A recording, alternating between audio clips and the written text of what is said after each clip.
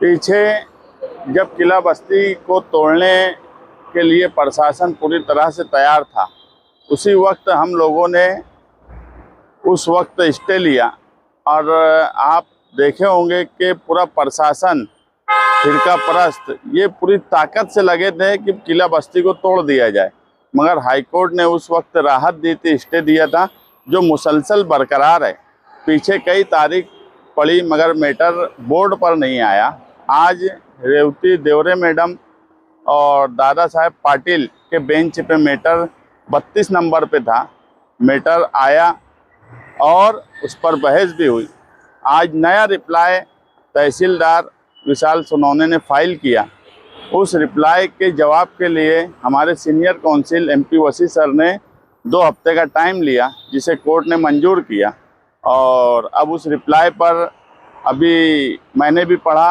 अभी MP वसी sir और उनकी जो लीगल टीम है उनसे बैठकर उसका किस तरह से जवाब दिया जाए, क्योंकि हम देख रहे हैं, हमने जब पिटीशन फाइल की उस वक्त भी हमने यही बोला कि अगर दीवार से लगकर जो हिस्सा है, जो खंदक के बाहर है, अगर वो सारे मकानात अतिक्रमण है, तो फिर किला बस्ती में जो स्कूल, जिम खाना और टेनिस कोर्ट, ये सब अतिक्रमण क्यों नहीं है?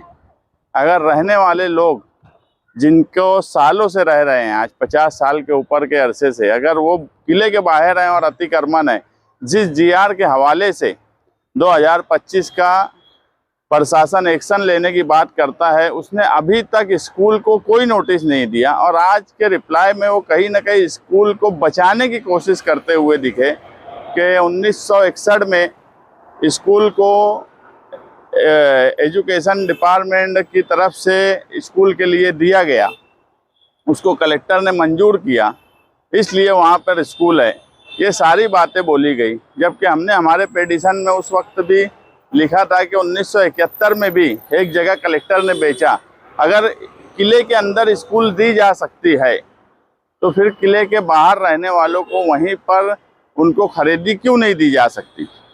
या अगर वो लीज पर लेना चाहते हैं तो उनको भी दिया जाए।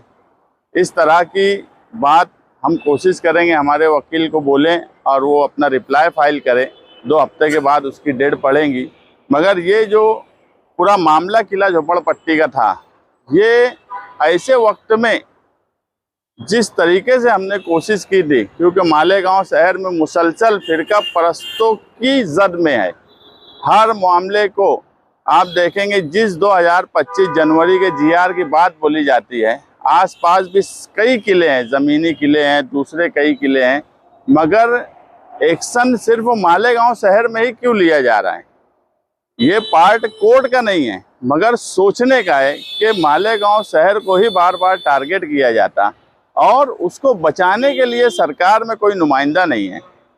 कि कोई ये नहीं बोल रहा है कि सरकार में जाकर कि अगर GR पूरे महाराष्ट्र के लिए था तो और किस किस किले के अतिक्रमण के लिए नोटिस निकाली गई, किस किले का अतिक्रमण इंक्रोचमेंट निकाला गया, इसका जवाब लेने की जिम्मेदारी नुमाइंदे की होती है। मगर हम देख रहे हैं कि कोई नुमाइंदगी नहीं की जाती।